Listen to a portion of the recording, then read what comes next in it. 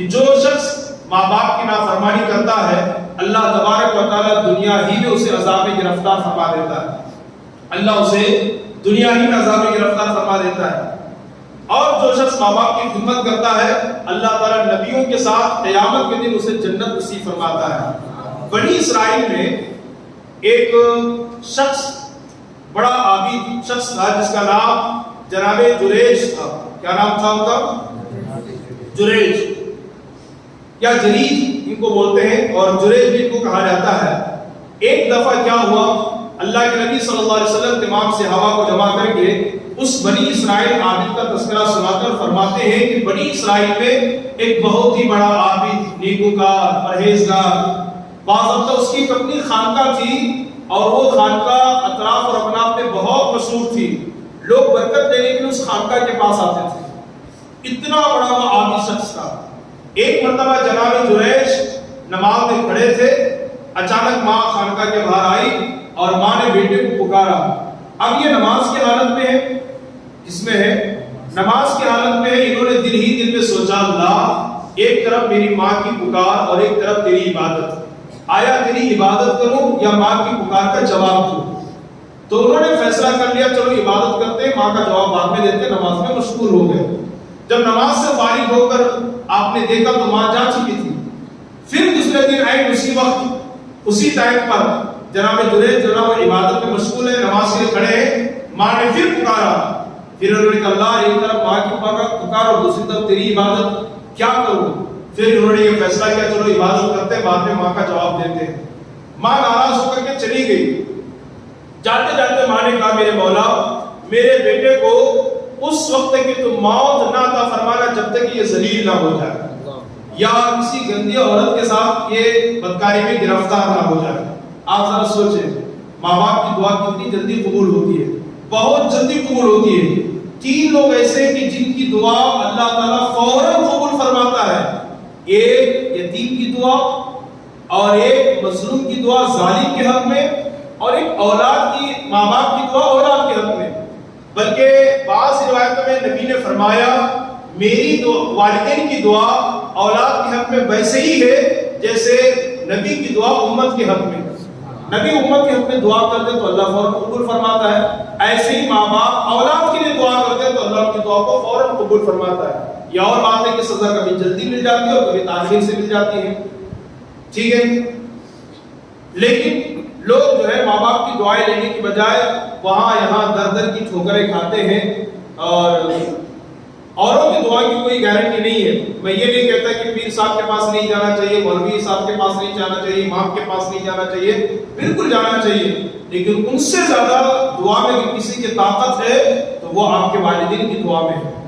اس لیے کہ پیر صاحب دعا کرتے قبولیت کی کوئی گارنٹی نہیں ہے، امام صاحب دعا کرتے قبولیت کی کوئی گارنٹی نہیں ہے، ماں باپ اگر دعا کر دے اس کی قبولیت کی گارنٹی میرے نبی نے عطا فرمائی ہے۔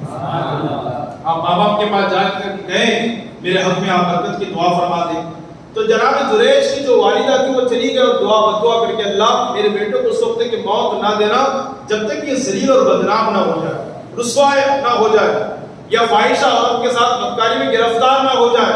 اللہ اکبر کبیرہ۔ آپ ذرا سوچیں اور اندازہ لگائیں، ایک مرتبہ چند ہی دنوں کے بعد ہفتے کے اندر باہر ایک فاحشہ بدکار عورت آئی اور اس نے آ کر کے جناب جریج سے کہا ان کی خانقاہ میں کہ آپ میری دلی خواہش کو پوری کریں، نفسانی خواہشات کی تکمیل کریں۔ جناب جریج نے بھڑک کر کے اس کو بھگا دیا۔ وہ عورت گھر جا رہی تھی، راستے میں ایک چرواہے سے اس کی ملاقات ہوئی اور ایک بکریاں چرانے والے سے اس نے اپنا منہ کالا کیا اور اس نے بدکاری کی۔ پھر کچھ ہی مہینوں کے بعد وہ حاملہ ہو گئی، یہاں تک کہ بچہ اس نے جنم دیا۔ بچے کی ولادت کے بعد گاؤں کے لوگوں نے پوچھا بتاؤ یہ بچہ کس کا ہے؟ وہ فاحشہ بدکارہ عورت نے کہا یہ اس عابد کا بچہ ہے جناب جریج کا۔ اللہ اکبر۔ آپ سوچئے جس کی عزت اتنی تھی کہ لوگ اس کی خانقاہوں کو، اس کی خانقاہ کو چوما کرتے تھے، لوگ دور دراز سے اس کی خانقاہ کی زیارت کے لاتے تھے۔ لوگوں کو جب پتا چلا کہ یہ جناب جریج نے اس طرح کی حرکت کی ہے، بہت مارا، بہت پیٹا اور پوری خانقاہ کو گرا کر کے زمین کے برابر کر دیا۔ تو جناب جریج بار بار پوچھتے بتاؤ میری خطا کیا ہے؟ مارنے کے بعد، خانقاہ کو زمین کے برابر کرنے کے بعد، تب لوگوں نے کہا یہ عورت کہتی کہ اس کے گود میں جو بچہ پل رہا ہے وہ آپ کا ہے۔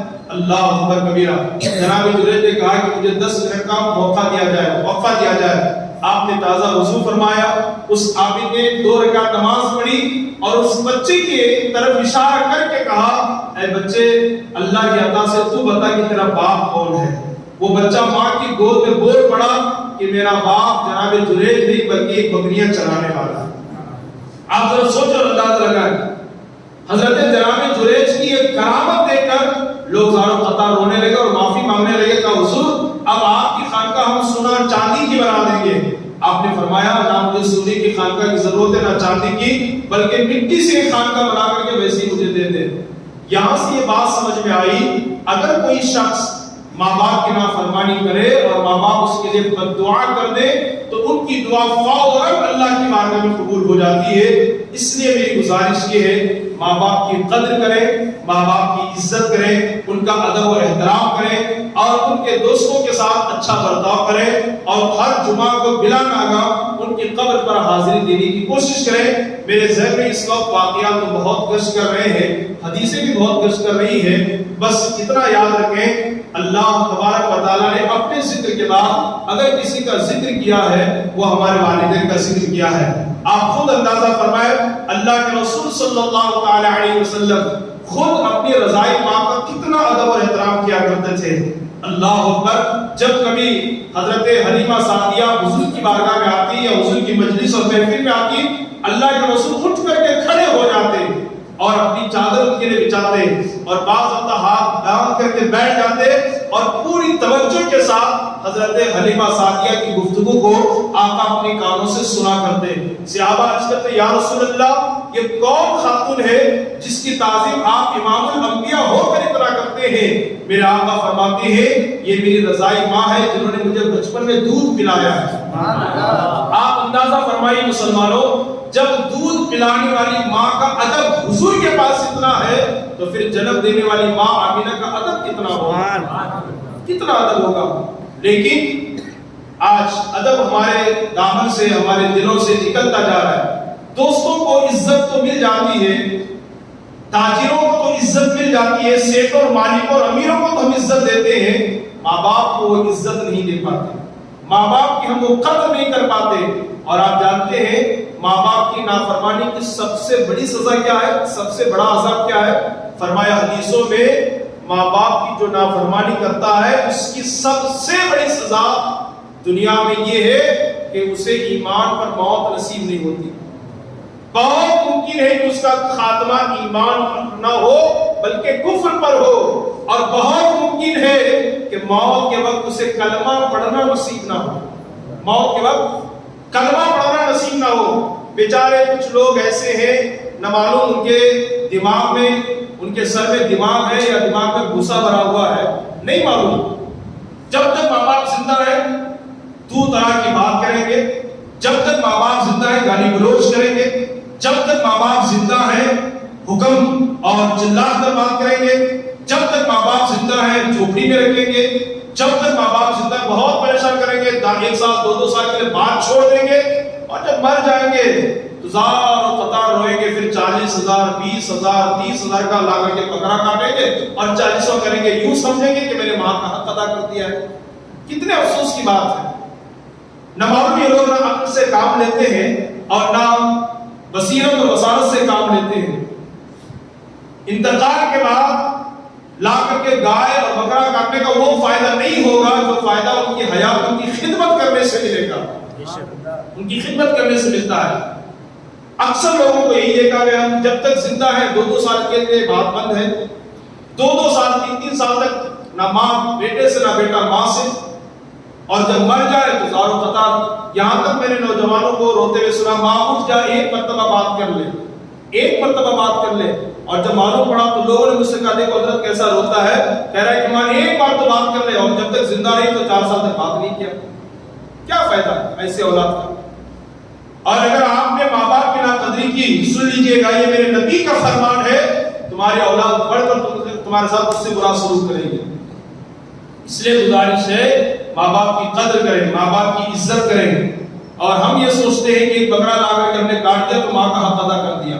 ہم یہ سمجھتے ہیں کہ ہم نے 9 دن کے فاتحہ کر لیے، لوگوں کو کھلا دیا تو ماں کا حق ادا کر دیا. ایک صحابی حضور کی بارگاہ میں آتے ہیں، عرض کرتے ہیں یا رسول اللہ صلی اللہ تعالی علیہ وسلم، میں اپنی والدہ کو کندھے پر بٹھا کر ایسی سخت دھوپ میں پتریلی زمین پر کہ اگر اس پر گوشت رکھ دیا جائے تو گوشت جو ہے وہ جل کر کے کباب بن جائے، ایسے سخت گرمی پر اور گرم گرم پتھروں پر بغیر چپل کے میں نے اپنے کندھے پر بٹھا کر کے 7 میل کا میں نے سفر کیا والدہ کو بٹھا کر کے. تو کیا میں نے اپنی والدہ ماجدہ کا حق ادا کر دیا؟ نبی پاک صلی اللہ علیہ وسلم نے مسکرا کر فرمایا، وہ جس وقت میں جنم دے رہی ہوتی ہے، جن رہی ہوتی ہے، اور اس کو جو جھٹکے لگتے ہیں ان جھٹکوں میں سے شاید کہ ایک جھٹکے کا بھی تم نے حق ادا کیا. اللہ اکبر کبیرہ، کیا شدت کی تکلیف ہوتی ہے. بلکہ علماء فرماتے ہیں اگر کسی انسان کی 40 ہڈیاں توڑی جائے، کتنی؟ 40 ہڈیاں توڑی جائے تو 40 ہڈیوں کے ٹوٹنے پر جو درد نہیں ہوتا اس سے زیادہ درد ماں کو اس وقت ہوتا ہے جب بچے کو جنم دے رہی ہوتی ہے. اتنی تکلیفیں کاٹ کر آپ کو اس نے جنم دیا ہے، موت اور زندگی کے درمیان رہ کر کے اس نے آپ کو پیدا کیا ہے. کیا طاقت آ جانے کے بعد، دولت آ جانے کے بعد یہی انسانیت ہے کہ ہم اس کے ساتھ بدسلوکیاں کریں، اپنی آواز کو اس کی آواز پر اونچی کریں؟ ایک صاحب نے تقریباً 7 مرتبہ اپنے کندھے پر بٹھا کر اپنی ماں کو عمرہ یا حج کروایا تھا. انہوں نے کسی بزرگ سے کہا تھا کیا میں نے اپنی ماں کا حق ادا کر دیا؟ تو اس بزرگ نے فرمایا تھا ایک مرتبہ ایسا ہوا کہ بچپن کا زمانہ تھا، تو نے بستر پر پاخانہ کر دیا اور ماں نے بستر کو دھو دیا. غربت اور تنگدستی کا یہ عالم تھا، فکر و فاقہ کا یہ عالم تھا کہ گھر میں دوسرا بستر نہیں تھا.